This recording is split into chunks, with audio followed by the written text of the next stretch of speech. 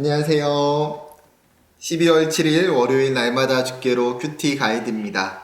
오늘 본문은 고린도 후서 4장 1절부터 6절까지 말씀입니다. 사도 베드로는 베드로전서 2장 9절에 하나님께서 부르신 그의 자녀들의 신분과 정체성에 대해 이렇게 이야기합니다. 그러나 너희는 택하신 족속이요 왕같은 제사장들이요 거룩한 나라요 그의 소유가 된 백성이니 이는 너희를 어두운 데서 불러내어 그의 기이한 빛에 들어가게 하신 이의 아름다운 덕을 선포하게 하려 하심이라. 이 말씀은 특별한 누군가를 향한 신앙이 좋은 어떤 사람들을 위한 부르심이 아니라 모든 그리스도인들을 향한 하나님의 선언입니다. 그렇게 우리는 택하신 족속, 왕같은 제사장, 거룩한 나라이며 우리를 통해서 하나님의 그의 아름다운 덕, 그의 놀라운 복음을 선포하고 증거하길 원하십니다. 그렇다면 우리가 어떻게 이 정체성과 사명을 가지고 살아야 할까요? 사도 바울은 오늘 본문에서 자신의 삶과 고백을 통해 그 방향을 우리에게 제시해 주고 있습니다. 그는 자신의 직분이 하나님께서 맡겨주신 위대한 직분, 위대한 사명임을 확신했습니다. 왜요? 이것이 자신의 노력으로 얻어진 것이 아니라 하나님의 자비와 은혜로 받게 된 선물임을 알았기 때문입니다. 이 직분은 전 문맥이었던 3장 6절의 새 언약의 일꾼과 연관된 표현입니다. 과거의 율법으로 말미암는 직분도 영광이 있었습니다. 그런데 이 율법은 사람을 구원에 이르게 하지 못하는 분명한 한계가 있었어요. 오히려 율법으로 말미암아 영혼이 죽게 되는 부작용까지도 일어났습니다. 그런데 새 언약의 일꾼, 새로운 복음의 직분은 이 한계를 뛰어넘어 생명을 주고 영혼을 살리는 능력이 있는 영광된 직분이라는 거죠. 사도 바울은 이 생명의 직분, 이 영광된 직분을 하나님께서 주셨기 때문에 어떻게 살아야 하는지 4가지 부정문과 1가지 긍정문으로 이야기해 줍니다. 먼저 1절 하반절에 낙심하지 않는다. 하나님의 자비로 주어진 이 직분이 있기 때문에 어떻습니까? 그는 용기를 잃지 않고 굴복하지 않는다라고 이야기합니다. 어떤 고난이 와도, 어떤 유혹이 와도, 어떤 핍박이 와도 하나님이 나에게 주신 이 사명과 이 직분이 있기 때문에 어떻게 해야 됩니까? 낙심하지 않는다라는 것이죠. 두 번째는 숨은 부끄러움의 일을 버린다라고 이야기합니다. 다른 사람이 알게 되면 창피하고 수모를 겪게 되는 윤리적이고 영적이고 성적인 문제들을 버리고 금한다고 이야기합니다. 우리 안에는 누구나 은밀한 죄, 다른 사람들에게 드러나지 않은 나만이 알고 있는 깊숙한 죄의 문제들이 분명히 있습니다. 사도 바울이 뭐라고 말합니까? 내가 하나님의 직분자고 하나님의 백성이기 때문에 이제 그것들을 버리고 금한다라고 이야기하는 거죠. 세 번째는 속임으로 행하지 아니하며 많은 사람들은 어떤 목적을 성취하기 위해서 거짓과 속임수를 개의치 않는 경우가 많이 있습니다. 특히 당시 고린도 교회의 거짓 사도들, 거짓 선생들은 사람들을 유혹하기 위해서 끊임없이 거짓과 속임을 사용했습니다. 사도 바울은 이런 거짓과 속임수를 써서 자신은 복음을 전하지 않겠다라는 것입니다. 네 번째는 하나님의 말씀을 혼잡하게 하지 아니하고 순수 원에게 불순물이 섞여지는 것처럼 복음이 세상의 지혜나 가치관에 섞여서 복음을 희석시키는 일을 하지 않겠다라고 이야기합니다. 이런 세상적인 모습과 죄악된 태도를 견지하지 않겠다라고 말하는 거죠. 오히려 어떻습니까? 2절 하반절에 오직 진리를 나타내므로 하나님 앞에서 각 사람의 양심에 대하여 스스로 추천하노라. 사도 바울은 뭐라고 말합니까? 나는 오직 진리만을 드러내겠다. 예수 그리스도로 말미암는 그 온전한 복음만을 선포하고 증거하겠다라고 이야기합니다.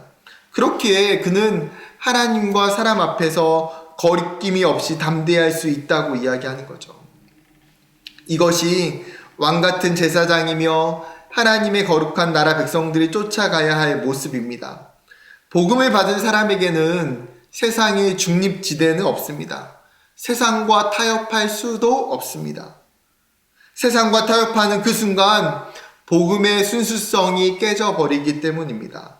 오늘 말씀을 묵상하면서 이 새 언약의 직분을 가지고 살아간다는 것이 결코 쉬운 일이 아니라는 것을 실감하게 됩니다. 내 안에 부끄러운 것들을 버리는 것, 거짓으로 행하지 않는 것, 세상에 굴복하지 않고 살아가는 것, 어느 것 하나도 쉬운 일은 없어 보입니다. 그럼에도 불구하고 우리가 이렇게 살아야 하는 것은 더 이상 우리가 어둠에 속한 자가 아니라 하나님의 빛의 자녀이고 하나님께 속한 자임을 알기 때문입니다. 다시 본문으로 돌아와서 3절과 4절에 복음을 받아들이지 않는 사람들이 있다라고 이야기합니다. 복음을 전하고 진리를 전해도 모든 사람이 진리에 반응하고 복음을 듣는 것은 아닙니다. 여전히 복음을 받아들이지 못하는 사람들이 얼마나 많이 있는지요. 사도 바울은 복음을 받아들이지 않는 자들이 있으며 그들은 멸망하는 자들이라고 이야기합니다. 그럼 그들이 복음에 가려진 진짜 이유가 무엇입니까? 4절에 있는데 이 세상의 신, 즉 사단에 의해 그들의 눈이 멀어져 버렸다라고 이야기합니다. 사단은 세상 사람들의 마음을 혼미하게 합니다.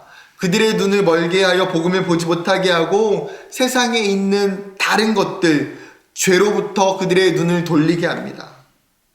그렇기 때문에 그리스도의 영광의 복음의 광채를 보지 못하는 거죠.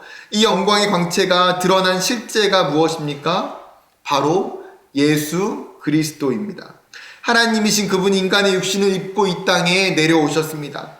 예수님이 이 땅에 하나님의 형상을 드러내기 위해서 오셨습니다. 그런데 사단은 이 영광의 광채, 이 복음의 광채가 되는 예수 그리스도를 부정하고 믿지 않고 보지 못하게 만듭니다. 심지어 예수님을 대적하게 만드는 거죠. 사단은 이 영광의 복음의 빛을 끊임없이 가리고자 하지만 6절에 하나님께서는 예수 그리스도를 통해서 이 하나님의 영광을 아는 빛을 비춰주신다라고 이야기합니다. 사도 바울의 인생 또한 이 분명한 간증이 있기 때문에 이렇게 고백하는 거예요.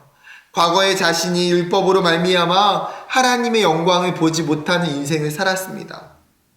그런데 하나님의 자비와 긍휼로 인해서 그가 다메섹으로 그리스도인들을 잡으러 가는 그 길에 그 영광의 빛을 경험함으로 말미암아 그 빛이 자신에게 비춰짐으로 인해서 그의 인생의 모든 것이 변해버렸습니다.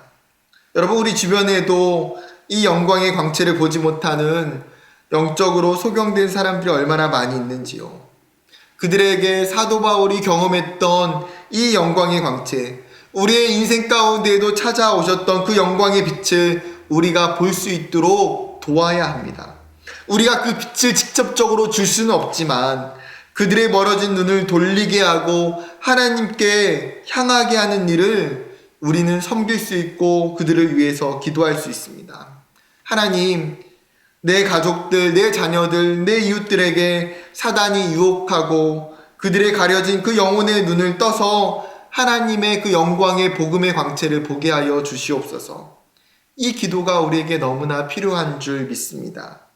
한 걸음 나아가 사도 바울은 하나님의 영광의 광채가 더 많은 사람들이 알고 볼 수 있도록 그것을 전파하는 것이 자신의 사명이라고 이야기합니다. 5절, 우리는 우리를 전파하는 것이 아니라 오직 그리스도 예수의 주되신 것과 또 예수를 위하여 우리가 너희의 종된 것을 전파함이라. 무엇을 전파한다고 말합니까? 자기 자신을 전파한다고 이야기하나요? 아니요.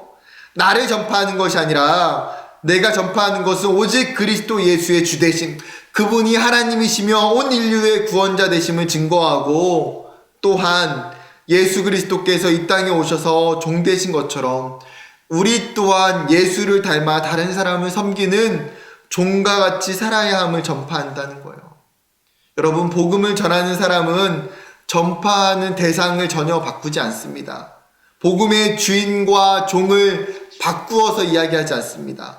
오직 우리의 주인됨은 예수 그리스도 한 분뿐입니다. 우리가 오직 전파할 대상 또한 예수 그리스도 한 분뿐이십니다. 하나님은 우리를 살리시고 우리에게 생명 주신 아름다운 덕을 선포하도록 우리를 부르셨습니다. 저와 여러분의 삶 가운데에 우리의 주인 되시고 우리를 구원해 주실 예수 그리스도, 그 하나님의 영광의 복음의 광채를 전파하고 증거하는 복된 삶이 되기를 주님의 이름으로 축복합니다. 감사합니다.